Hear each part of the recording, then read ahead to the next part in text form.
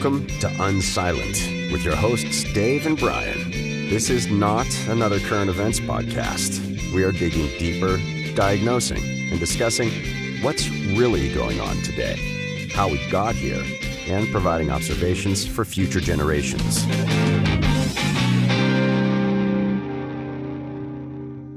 Welcome to Unsilent. We're Brian and Dave. We'd love to hear back from you. Where did we get it right? Where did we get it wrong? Where are we just completely missing the whole point of the thing? You can do that by visiting unsilentpodcast.com, by visiting Rumble, or any of the other wonderful social media channels we have to express ourselves with in modern day America. Speaking of modern day America, Brian, there's plenty of things happening in the news that are might be lost Kenny G in the future. What's catching your eye? Well, I have a newfound favorite pastime. I don't know when you were in school, like you'd walk into the classroom and they'd have C-SPAN on the computer on the TV once in a while. And I'd be like, oh, okay. I might become a C-SPAN addict. I'm going to share with you. I have a 5-minute clip. This is a representative asking questions. They get a 5-minute block to ask questions. I think is how it works.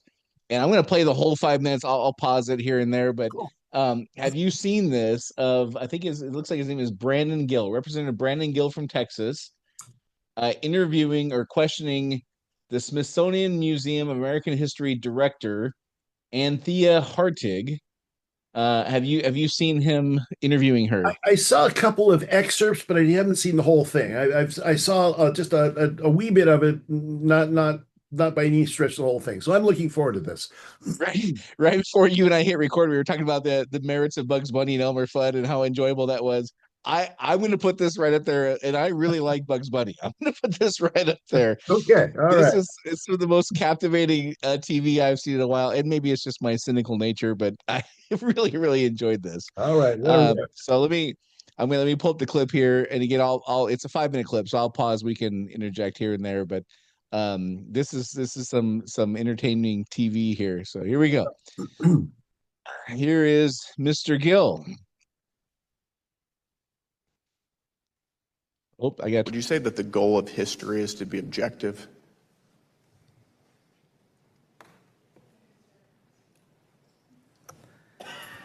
Thank you, sir, for the question. I think that there are many goals of history, and certainly as you collect, as we do, examine evidence, create scholarship. Is objectivity one of the goals of history? We strive to be objective and nonpartisan and not based on any ideology. So it's one of the goals. Doesn't that seem a little bit concerning? It certainly does to me, because as part of this white supremacy document that your organization has promoted, objectivity is a core and defining aspect of white supremacy culture. Do you think that it's the goal of the Smithsonian Institution to promote white supremacy culture? Sir, do you mind sharing with me which document? It's white supremacy culture right here. This is part of the mass action toolkit that your organization has promoted for several years now under your leadership. Awkward silence. Are you promoting a white supremacy culture at the Smithsonian? More awkward silence. Am I promoting a white? Ma'am, is this a difficult question? No, sir. I'm just thinking about the mass action toolkit. We didn't develop it, but back to your question, no, we're not promoting any ideology. Does it concern? All right. So, this is a document that they are promoting. Now, to her credit, like she said, they did not develop it, but they are promoting it. It's quite a document, Dave, and I empathize with her. Like, defending this is going to be pretty tough. So I haven't seen the document. That's a new one. All right. Well, let me give you a quick overview. So I'm reading it verbatim as available anywhere on the internet. Aspects and Assumption of Whiteness and White Culture in the United States is the title. The subhead, White Dominant Culture or Whiteness, refers to the ways in which white people and their traditions, attitudes, and the way of life have been normalized over time and are now considered standard practices in the United States. And since white people still hold most of the institutional power in America, we have all internalized some aspects of white culture, including people of color. So that's an explanation of what it is. And here's some characteristics. Now, see, as I read this, see if any of this sounds like foundational principles upon which you might found a nation, for example, or want to live your life in a normal, like, get along with other people and succeed and have fulfillment and purpose way. Okay. Number one, rugged individualism. Okay. And some bullet points to articulate that further. The individual is the primary unit. Self-reliance, independence and autonomy highly valued and rewarded. Individuals assumed to be in control of their environment. "Quote unquote, you get what you deserve." Okay, Wow. So that's, that is all indicative of white supremacy. yeah, and whiteness is what we're now calling that. Okay, whiteness. Yeah. Whiteness. Okay. All right. Number two, family structure. The nuclear family, father, mother, 2.3 children is the ideal social unit. Husband is the breadwinner and head of household. Wife is homemaker and subordinate to the husband. Children should have own rooms and be independent. That is bad. And by the way, just a quick critique here of the accuracy. I don't know a lot of family structures that are able to have one or the other as a homemaker anymore. That seems to be, I don't know, 50 years outdated, I would say. A little bit on the black and white TV side. You're gonna love this one, Dave. This is gonna be your favorite. I predict this is gonna be your favorite. And it might be putting a spotlight on your white supremacist nature. Whiteness, yes, there we go. Here we go. Number three, emphasis on scientific method, objective, rational, linear thinking. There you go. That obviously you're a white supremacist if you have objective, rational thinking. Yes, clearly. It gets better. This one's better. Cause and effect relationships.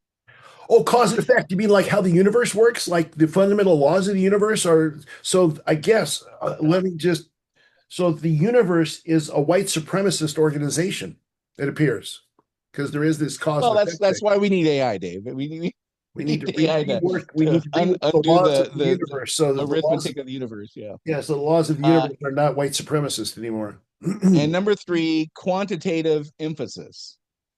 All right, so I'll come back to this in a minute. So, oh my gosh, I just wanted to get through that one because I knew the scientific method would be. I mean, that's the most revealing for you, for sure, of your whiteness. Gosh, people are morons. So as you're listening to her babble, and again, in her defense, like try to defend something that's relatively undefensible. Yeah. Oh, I think I have a title for our podcast, Undefensible. I like that. Well, I like it. As you're listening to this, just try to have some empathy for this poor one, I guess. But also, like, how would you aspire to live a life in any other way than recognizing cause and effect? Like, well, yeah, I don't have any money, I have bills. Like, it's a cause. Well, yeah, that means that if you cause and effect, I step out, the bus runs over me. That wasn't my fault. The bus is a white supremacist instrument that killed me. I mean, just like I cheat on my wife. She wants a divorce. Well, clearly she's just her whiteness pouring through, Dave. All right, let's pull aside my commentary and get back to the important stuff here. This is I tell you, I can't get enough of this. All right, here we go. Picking up where we left off. As soon as my computer allows me to do so. Concern you that your goal is objectivity. One of your goals is objectivity, and your mass action toolkit references objectivity as a defining characteristic of white supremacy culture. It's not our toolkit. It is your toolkit. You've been promoting it for quite some time. We did not come up with a toolkit, sir. But you've been promoting it. It is used as a reference, I believe, probably in 2019, 2020. Yes, under your leadership, it has been used as a reference. Is Mickey Mouse racist? Mickey Mouse is not racist. It's not racist. According to the Smithsonian institution, one of your exhibits referenced Mickey Mouse as representing, quote, vestiges of long-standing traditions of blackface minstrelsy. Would you describe that as racist? No, the historical trajectory of the origins of Mickey Mouse tied directly so Mickey Mouse is rooted in racism. Is that your testimony? No, sir, it's rooted in minstrelsy. Minstrelsy, and you don't think that blackface minstrelsy is racist? It had certain obvious racial overtones that have been well documented. You and think are that that's regrettable. problematic, that Mickey Mouse also has those racial overtones? It's not for me to determine what's problematic, it's determined to me what's accurate. Is that right? Yes, Is it important to be So hold on, I gotta pause there. Okay. Uh, in the mid 70s, Happy Days famously began this downward trajectory after Fonzie jumped the shark. And jump the shark became a term for indicating a moment in time where you could predict the downfall of things, things getting worse instead of better. It kind of feels to me like we're nearing the jump the shark moment for this movement. Oh my word. Yeah. I mean, there are so many jokes about the Mickey Mouse nature of our society that kind of write themselves as she's speaking and as he's, I mean, it's amazing. He seems to have a difficult time not laughing. I mean, which is very Yeah, yeah. understandable in the I circumstances. have as much empathy for him as I do her because how Oh, he's keeping a straight face. yeah, yeah, exactly. Is Mickey Mouse racist? Yeah. All right. Well, shall we continue here? Yeah, please do. I'm enjoying this. Oh my goodness, I can't get enough of this, Dave. It's insane. Oh, hold on, I pushed the wrong button here. I gotta stand by. Zoom does not like it when I toggle back and forth between things here. So here we go. polite? Excuse me, sir? Oh, Is it important to be polite? Yes, sir. It's also interesting because the same mass action toolkit that your organization has been promoting references politeness as a defining characteristic of white supremacy culture. Ma'am, are you a white supremacist? No, sir. You're not. Can you help me square why your organization says that being polite is part of being a white supremacist? I'm not exactly familiar with that passage of the Mass Action Toolkit, which is not I can show you the one that we passage. It's right developed. here. I don't, pardon me? I said I just read you the passage from it. And then your question was, sir? We're going to move on. What is Latina power? What is Latino power? Latina power. Latina power would be the forces derived from being a Latina. Do you think that it's appropriate for the Smithsonian Institution to sell Latina power paraphernalia? Hats, mugs, other things that say Latina power? I believe that the merchandise our store sells I'm asking you if it's appropriate. tries to reflect the richness of the communities. So your testimony is that it is appropriate? Those are your words, sir. I'm asking you, is it appropriate to sell Latina power paraphernalia? It's a yes or no question. I don't have control over what is sold I'm in our asking you if it's stores. appropriate. I didn't ask you if you have control over it. Is I it understood you, appropriate? sir. Yeah. Yes or no? Again, we strive to represent all Americans, and including Is it in our appropriate, yes or merchandise. no?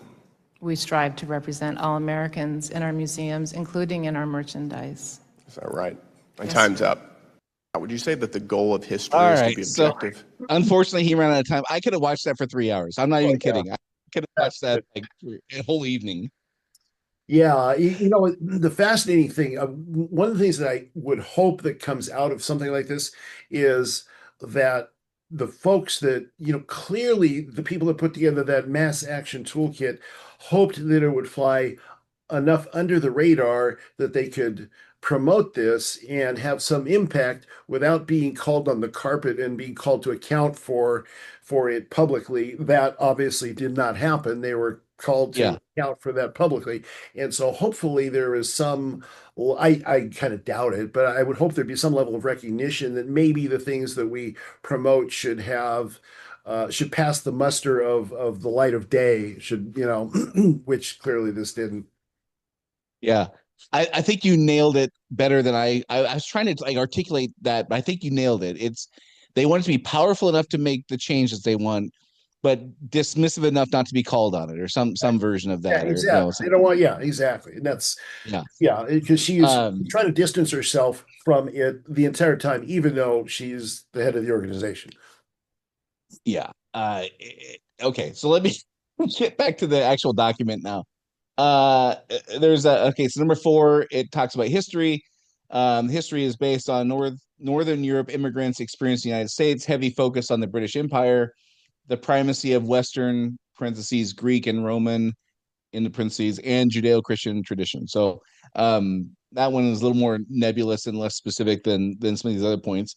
Number 5. But the thing about that's interesting though is that piece that you just read is simple history. I mean, Yeah. we came from like England. We speak like English. Yeah, I don't think Genghis Khan was promoting Australian values when he conquered. Right. Yes, exactly. It's just Yeah. Yeah. Okay. All right. So all right, number 5 category. Again, you're gonna love this one, Dave. It's honestly, these things are just pointing right at you. Like there's a giant spotlight right on your forehead as these things are being revealed. Protestant work ethic. Hard work is the key to success. Work before you play. If you didn't meet your goals, you didn't work hard enough. All vestiges of whiteness that's and what problematic is, I think, is the current proper term for those behaviors. okay. Moving on. Oh, this one's great too. I mean, honestly, it's like they took the playbook from your junior high wrestling or football coach who told you, and they just took off the top and said, like, instead of how to succeed, like how to be a white supremacist. It's Right. like almost verbatim, right? And by the way, many of those things I learned were from non-white people, and they were serious about it, and they lived very fulfilling, happy lives as a result. But anyhow, all right. So number whatever we're on 6 or so, future orientation, plan for the future, delayed gratification, progress is always best, and quote, tomorrow will be better, end quote. That's the next category. Okay, so the Followed, future focus. There you go. Future focus. We shouldn't be focused on the future. That's yeah, definitely delayed gratification. clearly racist. Again, I'm just gonna ask the obvious question. Just to the best, okay, honestly, like to the best of your ability, taking their position on this, like taking out your bias and my Yeah. bias, which Yeah. I clearly have for sure. Paint me a picture of how one would have a successful life without delaying gratification. Well, but your question is a white supremacist question because you said a successful life. So The first of all, basis of my question is rooted in white supremacy, is what you're saying? yeah. I reject the premise of your question. I reject the fact that you spoke it to me in English, which is just Fair comes from point. white Fair point. supremacist roots. So I just reject it all as white supremacy. Well, it's like you're foreshadowing. We haven't even gotten to the English part yet. We're getting there. But okay, so what I'm hearing, your testimony, Dave, is that there's no suitable answer to how you have a successful life without delaying No, gratification. correct. And demanding a suitable answer is in of itself a white supremacist tactic.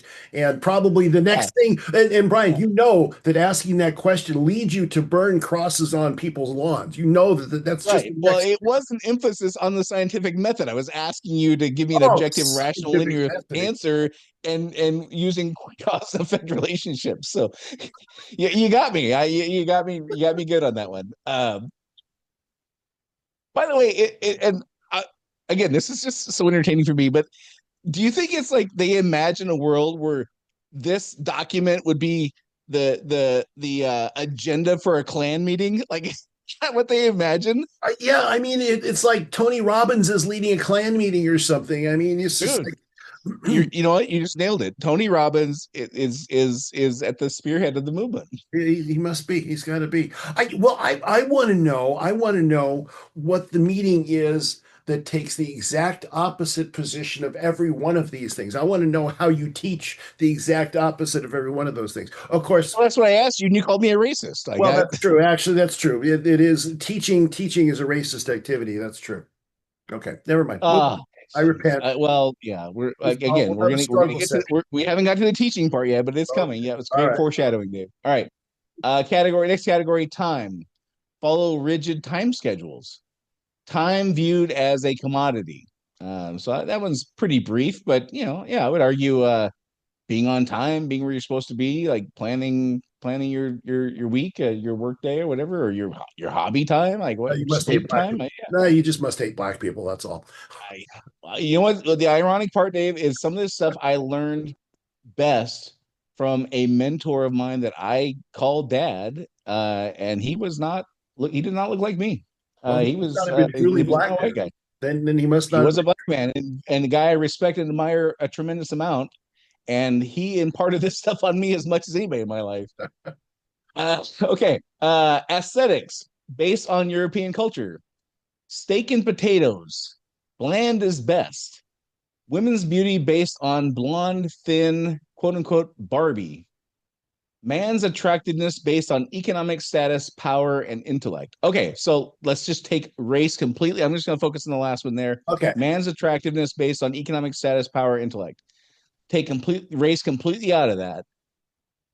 What would drive a woman to be attracted to a man other than Porn doesn't work. what's that? So the attractive characteristics are you're dumb, you're poor, and what was the other one? So economic status. Power, intellect, and economic status. So yeah, you're not smart, you're poor, and you have no influence at all. Yeah, I'd say that's very attractive. I mean, I'm pretty sure. Well, okay, so I think the next Bachelor, when the next Bachelor show comes on, they should emphasize this. They should emphasize non-white supremacy Bachelor. We're going to the get non-whiteness Bachelor. I love it. I love it. Yes, and we'll use all of these principles, all these fundamental moral principles, like we're only going to invite people that are stupid, that didn't get past the seventh grade, that have no money at all, and have no influence on anybody. In fact, we couldn't even hardly find them to come on the show because they're so innocuous that we didn't even know until we looked behind a bush someplace and found them. Well, even if you could find them, like because we don't want to adhere to strict, rigid time schedules, they would just show up whenever they thought was best. And if you happen to be there with a camera to catch them, cool. If not, we'll get it next time. Yeah, there you go. There you go. All right. Holidays based on Christian religions, based on white history and male leaders. Okay. Again, I guess that one you kind of can't argue. I guess it's mostly true. Yeah. The guys who run the government probably had a lot of influence on what the calendar looked like, I would imagine. So that makes sense. Well, but the calendar, but again, remember, we got time, you keeping track of time. I know. Well, I have to note though, I have not seen. I have a document here explaining me what wrong is. I don't know that there's a document explaining what the right way is, and I suspect they probably wouldn't want to publish that if there was one. Yeah, I think you're right. All right, next category: justice based on English common law, protect property and entitlements, and number 3, intent counts. Intent counts. Oh, that's an interesting one. So. You know what I'm going to do? The difference between manslaughter and murder is intent. Like, manslaughter is you accidentally ran somebody over with your car. In murder is you were aiming for them with your car. Right. You were premeditating it. So I think what we should do, I think we should take this document, I think we should feed it into AI, and I think we should say, come up with the affirmation of everything that this document says is not racist in positive terms. And so make the antithesis of this document we're going to make millions of dollars. Now that of course is racist. Making money is racist, I understand, but we're still going to make millions of dollars by selling the non-whiteness Bible. Yeah, I mean, we could have AI spit out a playbook on how to live your life day to day, and it's non-racist. Yeah. All right. Second to last category: competition. This one's a pretty robust category. It's got a lot of subheads, or a lot of bullet points, I should say. Be number 1: win at all costs. Winner-loser dichotomy. Action orientation. Master and control nature. By the way, I would argue that they are trying to control nature with this entire publication, but that's a sidebar. Exactly. Must always do something, quote unquote, do something about a situation. Aggressiveness and extroversion, decision making, and majority rules, in parentheses, when whites have power. Okay, there you go. So all right, so decision making is if you make decisions, that's the side of whiteness and white supremacy. Yeah. Yeah. All right. Okay. Last category, communication. The quote unquote King's English rules, written tradition, avoid conflict and intimacy. That's an odd one. I don't really know what they mean by that, but don't show emotion, don't discuss personal life, and be polite. I don't really understand what they mean by the don't show emotion and don't discuss personal life. I mean, even a robot like you, Dave, shows emotion once in a while. You just laughed a few minutes ago, so I don't know. You're missing your mark here, I guess is what I'm saying. I guess so. Well, and don't show intimacy. That's Yeah. Yeah, I don't really I'm not sure I'm not under legitimately I'm not understanding what yeah. they're getting at there. The rest of it I disagree with wholeheartedly, but at least I Oh, understand sure. the context of what they're saying. But those couple of things I don't quite understand. So, um, but it's fascinating to me to watch this person who, Yeah. again, promoting this for the Smithsonian. Like, I one day want to go to DC for like a month and just I would want to go to every bit of the Smithsonian. Yeah. I look at that as like a bucket list thing is to go see the Oh, yeah. Smithsonian Well, it's the and highest here's this collection. dope pushing this nonsense and then can't even defend it. I mean, the Smithsonian is you could say in terms of intellectual pursuits, you could say it's one of the highest Yeah. organizations that we have for intellectual pursuits, and for them to be promoting, even even if somebody left this by accident in the bathroom and the janitor didn't pick it up and throw it away, that's still a scandal in the Smithsonian. It's just the the level of of irrationality behind that document. And what do they want? What do they want to, I guess the question is, what do they want? What do they want to get out of it? What's the point? Right? I mean, what's Well, she couldn't even answer if Mickey Mouse was racist. I'm not sure she's going to be the well from which we draw that information, right? Dave. Yeah, I suppose so. I think, well, to answer my own question, I think the point is simply to blame, to create blame and to create division. I think that's the entire point of this is to create blame, to say it's these people's fault, and to create oppressors and victims. That's the entire idea behind this. So in order to it's not to say, okay, well, here's how you should live your life in a non-white supremacist way. I don't think that's even the point. I mean, the document, you would look at the document and say, okay, well, this is advising us. I mean, if it were an honest document, it would be advising us in how to live a non-racist life. That would be the point Yeah. of something of that nature in a normal world. But that's not the point of this, it would seem to me, because Well, there you go with your linear thinking again. oh, Like, there see, you go. you're That's completely right. missing the point here, Dave. Cause and effect. Cause and effect. It's a racist. And in fairness, this is what was shared. There might be 73 other pages to this document that I'm not aware of. That could absolutely be the case. Maybe this is just the summary in the beginning. I who knows. Um, I think your take on it is a little more generous than mine. My take is that they just want to destroy it. They just want to destroy Yeah. the society. It's not. Yeah. It's again, if there is a document saying here's what we hope it would look like instead, I have not seen it. It Yeah. might be out there. I suspect they wouldn't put something out like that because they're not interested in building; they're interested in destroying. Yeah, well, and that is true. The whole racial narrative. In fact, I was one of the news stories I paid attention to this week is the State Department came up with some documents talking about Cuba and the active promotion of third worldism in the United States. And so, I'm a big fan of Marco Rubio and a lot, not everything he does, but a lot of what he does, and what they've done at the State Department. Of course, he's of Cuban ancestry. Is they've identified this effort that's led by like Cuban infiltrators, if you will, of the regime in the United States to promote third worldism, which is this notion of the Western values are corrupt, and values from other cultures, aka Cuba, are the ones to aspire to. And there we have Zoran Mondani and a bunch of the newly elected Democratic Socialists of America candidates that are importing these values directly into the Democratic Party and trying to diffuse them throughout society as a result of that. And it is obviously tied to racial animus, which is this document is designed obviously to promote racial animus. Yeah, I honestly, I don't know how to even come up with a, what do you call it? A steel man argument? Is that what you call it? I can't remember the terminology, but like, Yep. I don't know how to earnestly defend it. I don't know how to put myself in their shoes and like earnestly defend this. Like, yeah, okay, we're making light of it, but here's the serious part.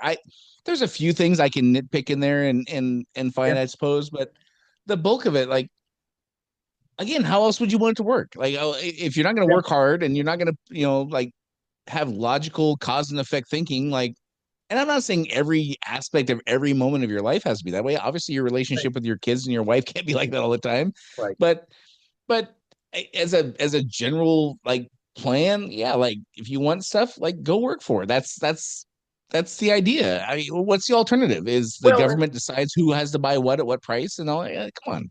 well, and see, I think that's the thing is, I think what we are asking for out of a document like that, or what we would expect somebody to ask for who created a document like that, is not something they even care about. It's the only purpose of a document like this is to create division and to shift the balance of power between who they perceive to be oppressors and oppressed, between the colonizers and the colonized.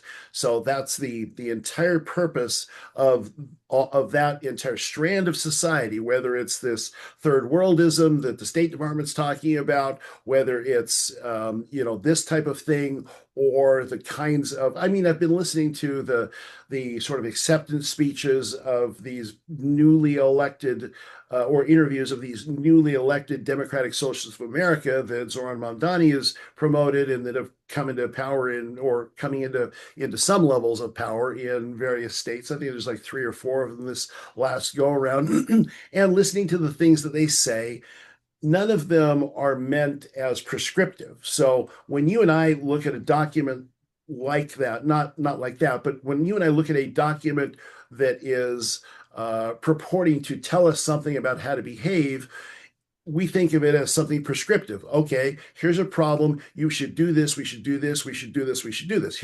It's beyond what this claptrap says. It's cause and effect. Here's a problem. Here's a solution. That isn't the point of this entire strand, this entire narrative strand within society right now. It's not at all that. It is strictly taking power away from certain people, aka the oppressors, the white people, whatever the designation you want to use of oppressor. It's to take the power away from these people and to give it to these people, regardless of what they'll do with it. It doesn't even matter what they're going to do with it. It's irrelevant what they're going to do with it. In fact, the only thing you could do with problems is list the problems and say who's to blame. You don't list the problems and say here's a solution. Or if you do say here's a solution, you can't look at the outcomes of that solution to say whether it's a good solution or not. You just have to say this is a solution that we're proposing to a problem created by the oppressor class. So Yeah. that's and the problem is, of course, that's gaining tremendous amounts of traction in society because of all the different problems we do have in society. So it's a Right. real conundrum. Let me throw a curveball at you. I don't know if this is a worthwhile exercise or not, but who would you put on your Mount Rushmore of communism or socialism? Like Mao's got to be there, Stalin's got to Mao, be there, Stalin's got to be or I don't know if it would be Stalin or Lenin. Would it be Stalin or Lenin? Let's only pick well. one. Let's not If have I two picked from one, Russia. if I picked one, it would be Stalin because he's the greater Okay. butcher between the two. He's the greater butcher. Well, I don't mean like most renowned or well known. I mean who's on the Mount Rushmore as far as like getting the movement in place. So I would say Well, maybe Mark, Lenin over you know, Marx. Okay. Marx and Engels that were the preeminent ones that kind of got the ball rolling. Yeah, if you want to They talk never really about ascended to any real power in their lifetimes. Like Marx is thought of no, more probably posthumously than he was in his lifetime, I'd imagine. yes, So, well, yes, but absolutely, actually, like putting it into practice. So, like Fidel Castro, he's probably going to be on there. yeah, Mao, Paul we'll Pot, go with Stalin. Could be Lenin or Stalin. Pol Pot. Okay. Paul Pot, All yeah. right. Those four individuals, do you think they could have ascended to the level of influence and power and all that stuff if they didn't have cause and effect thinking and objective linear thinking? No, there's no possibility because that's They the way could have done that if they didn't work hard. right. Yeah, because all of those guys implemented what they did through very, you could say, capitalistic hardworking, they implemented through Western values, not by using non-Western principles, because it turns out that working hard and working long hours and, being smart and accumulating to yourself, all of these types of things turns out to be things that accomplish things in the universe because they are cause and effect, and that's how the universe works.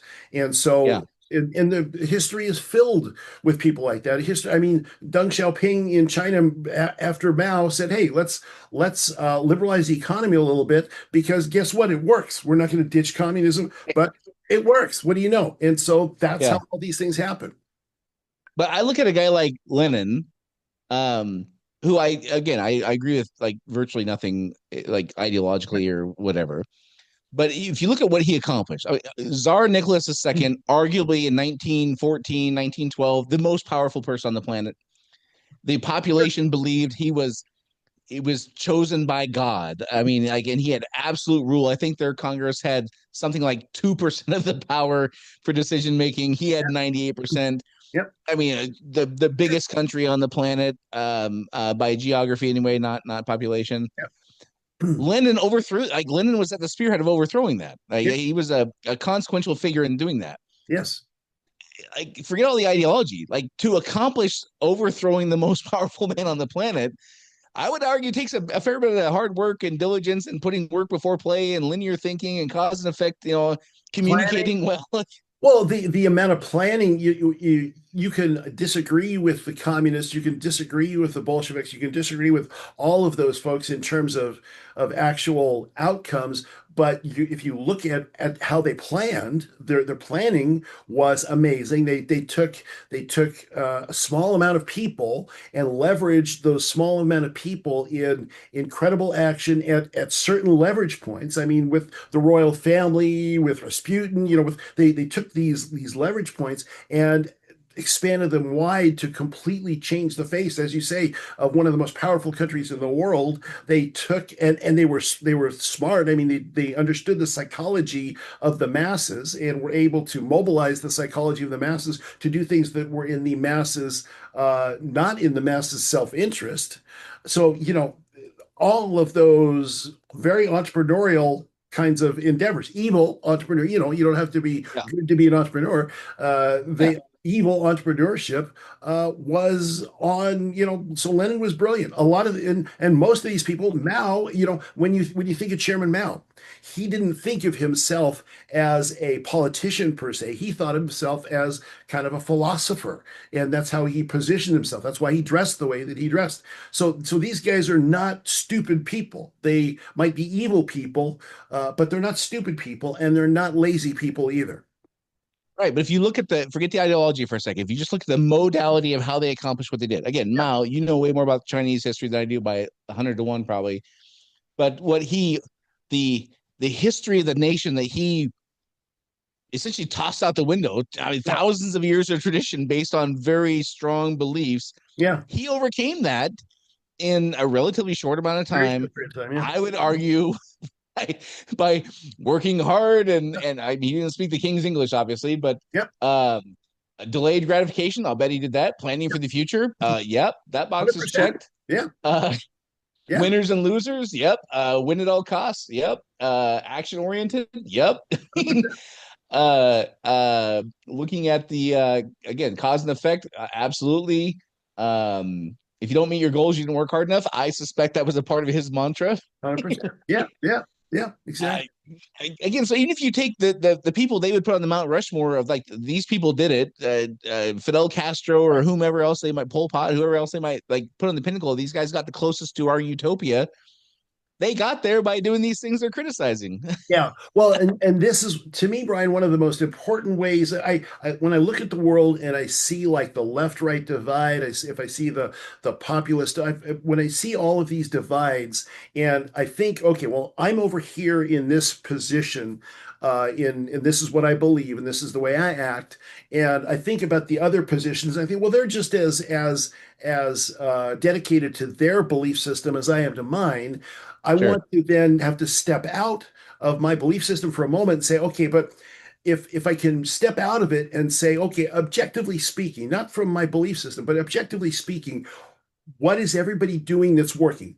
Whether they're doing it for good or for evil in my, framework, what are they doing that's working? Well, they all seem to have, for instance, cause and effect, hard work, entrepreneurship, all of these different principles. They all seem to have that regardless of what they're so this is therefore a true principle, whether, it's not just a right-wing principle, it's a true principle. It's not just a white principle, it's a principle that works wonderfully regardless of your skin color or where your country of origin was from or anything. Yeah. The other thing is, as I look at this and I try to imagine, like, who does not have to live by the rules that you and I believe exist for the universe? Right. The only answers I come up with are exceptionally wealthy people. And by that, I mean, these are people who don't have a mortgage. They don't have to worry about car payments. Yes. Money's not really an issue for them, and who have little or no responsibility. So Britney Spears, Right. the child of famous or wealthy entrepreneurs or Hollywood stars or like whatever, like, those are the only people I can imagine who could get away with living a life that's the antithesis of all these things. Is you have tremendous amounts of money and no responsibility. Yeah.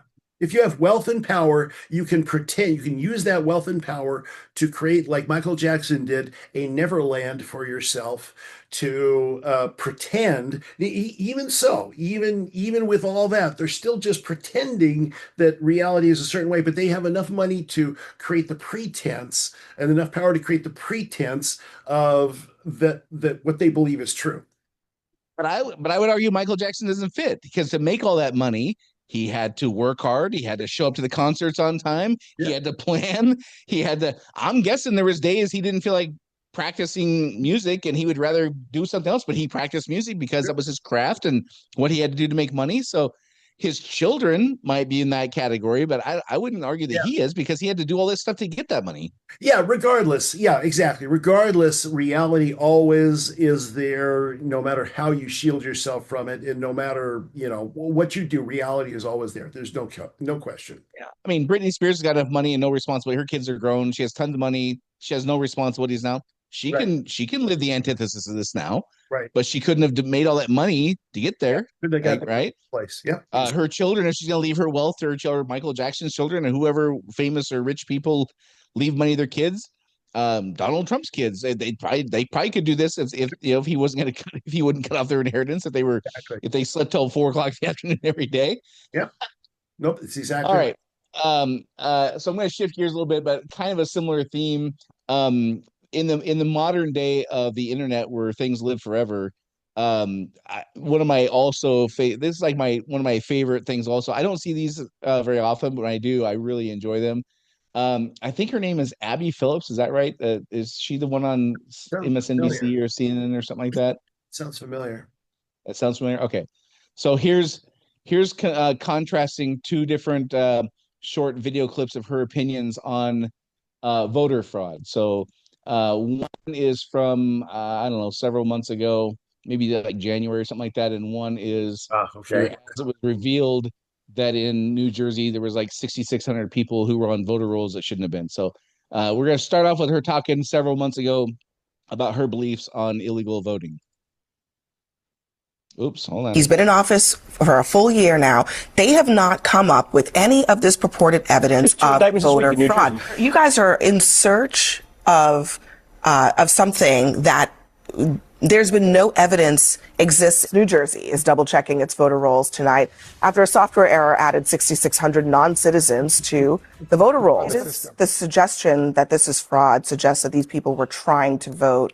Sometimes what happens is that when state systems are incorrect, people receive information and they are confused. Where some people who are ineligible to vote are not aware that they're ineligible to vote. I do think whether it is widespread or not matters. I do think that the numbers actually matter. So before you chime in, I just noticed something. Now that I have this new criteria to identify white supremacists, she's focusing in that second clip on intent. Like, they don't know any better. They just like, oops. So clearly she's a white supremacist based on this Smithsonian Institute criteria.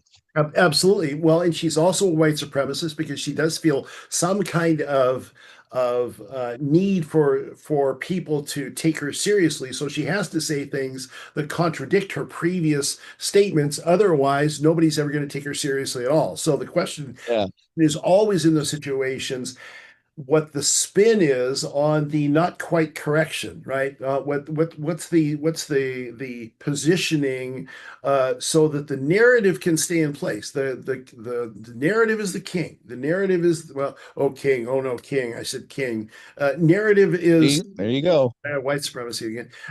Narrative is the preeminent principle. It's got to stay in place at all times. And so when you bounce around on either side of the narrative, even if you have to sort of correct yourself, you still have to find a way to spin it so that the narrative stays in place. And that's exactly what she's trying to do.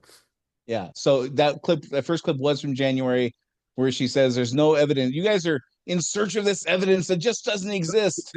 And then as it was revealed, actually, we do have evidence.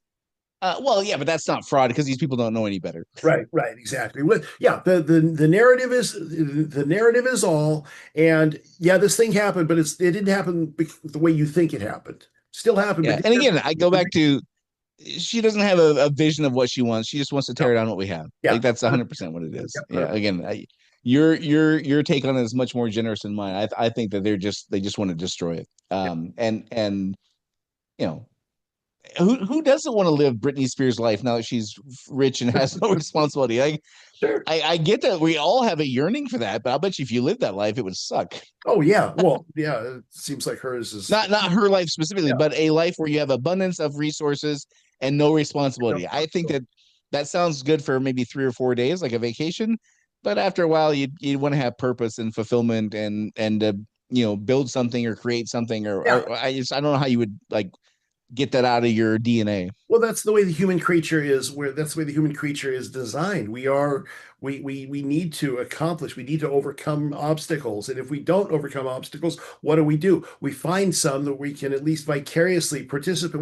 Why do all the TV shows? Every TV show that you find has an obstacle that's put in the beginning because we don't have enough obstacles necessarily in our own life, where we want some obstacles that are outside of our life that we can sort of vicariously live through to overcome. That's what all those shows are about. They're about overcoming obstacles, the human achievement. And we feel good about, the bad guy got theirs and the good guy overcame the good entity, not guy. I said guy. Come on. You just can't help yourself. It's so rooted in you, Dave. You can't help yourself. Fundamental DNA of white supremacy. But the DNA, that's a white supremacist concept because that's objective again and measurable and all the bad things. Method, evil scientific method again. Yeah, I know.